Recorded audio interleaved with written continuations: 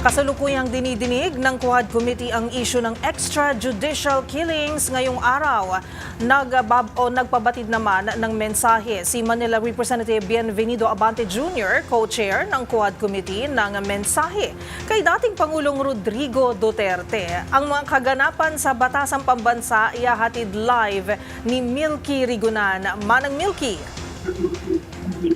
Karen at Jewel, hangad ng Quad Committee ang agarang pagaling at pagbuti ng kalusugan ni dating Pangulong Rodrigo Duterte. Ito ay matapos hindi makadalo ang dating Pangulo sa imbitasyon ng Quadcom na humaharap nitong sa hearing tungkol pa rin sa extrajudicial killings.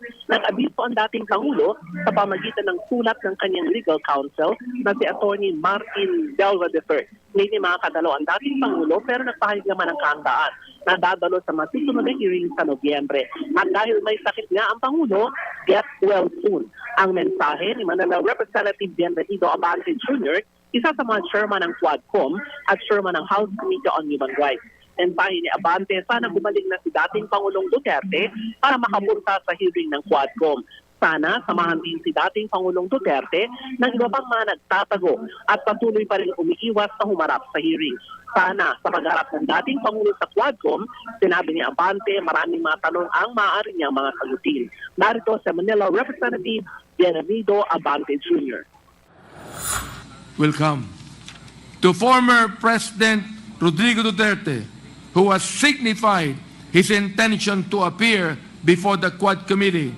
Get well soon. Sana po makapunta kayo sa susunod na hearing. Sana po samahan ka ng ibang invited personalities na nagtatago pa rin.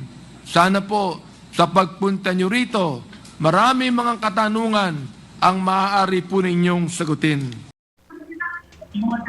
Ang naging pahayag ni Manila Representative Bienvenido Abante Jr.